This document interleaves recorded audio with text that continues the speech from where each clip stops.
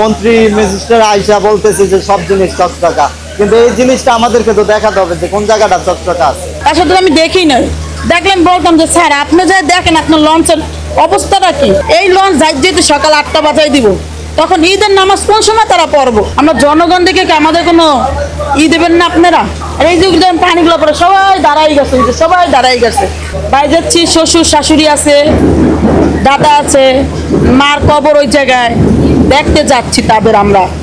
এখন এই যে বৃষ্টি পড়ে দেখেন এখান থেকে পানি পড়তেছে, বাচ্চারা নিয়ে খাড়াই রয়েছি, এত জার্নি করে আমরা যাইতেছি মা বাবার দেখতে, শ্বশুর শাশুড়ির সাথে ঈদ করার জন্য, মার কবর দেখার জন্য এত কষ্ট করে আমরা যাইতেছি।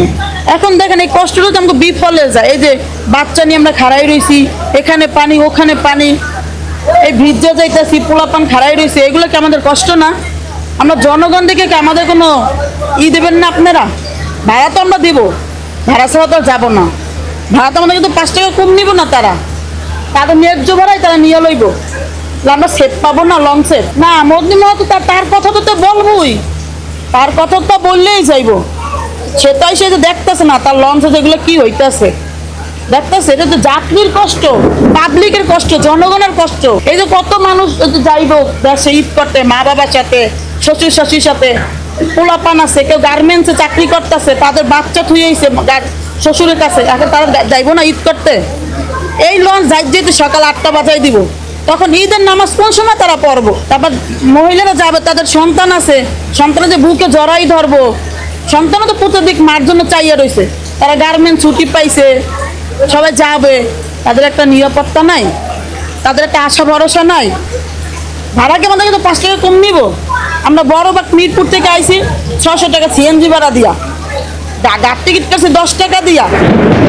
তাহলে এই লঞ্চে এত কষ্ট করে যাবো কিসের জন্য? আমরা ভালোর লোকই তো যাইতেছি, সুবিধার জন্য তো আমরা যাইতে চাইতেছি, যেন আমরা সুবিধা পাবো, ভালো পাবো, তার জন্য আমরা যাইতেছি। এখন দেখেন এত কষ্ট করে আমরা যাইতেছি, এটা কি লঞ্চ কর্তৃপক্ষ দেখবে না? তার লঞ্চে কি সমস্যাটা আছে সেটাই দেখবে, যাচাই করব। এই মন্ত্রী তো আমি দেখি না, দেখলে তারা বলতাম, তার সাথে আমি দেখি না, দেখলাম বলতাম যে স্যার আপনি যাই দেখেন আপনার লঞ্চের অবস্থাটা কি। জনগণগুলো সব পাবলিকগুলো দাঁড়াই গেছে বাচ্চা লইয়া। এখন যে লঞ্চে আসলাম, আসার পরে দেখতেছি লঞ্চের অবস্থাই ভালো না। বিভিন্ন জায়গা থেকে লঞ্চে এই মনে করেন যে আমরা 4 জায়গা চেঞ্জ করছি, 4 জায়গা চেঞ্জ করে যে জায়গায় যাই এখনো ওই জায়গায় পানি পড়তেছে। ওনারা যাই বলো, ওনারা হয়তো ভিতরে ঢুইকা দেখতেছে না, বাট এটা আমি উঠছি আপনার 9টার দিকে, 9টার দিকে মানে বৃষ্টি তো হয় নাই, উপরে থেকে যে পানিটা তারা ট্যাঙ্কি ভরছে, ওই পানিরটাও আমাদের বিছনার উপরে পড়ছে। এর উদ্দেশ্যে আমার তো কিছু বলারই নাই, কারণ এত দেখিই নাই, না দেখেই তো আপনাদেরকে ভুয়া নিউজটা দিচ্ছে যে সব চকচকা। কই আমরা তো পাইলাম না, আমরা তো সাধারণ জাতি, আমরা তো এগুলো পাইলাম না। অবশ্যই এটা দুঃখজনক।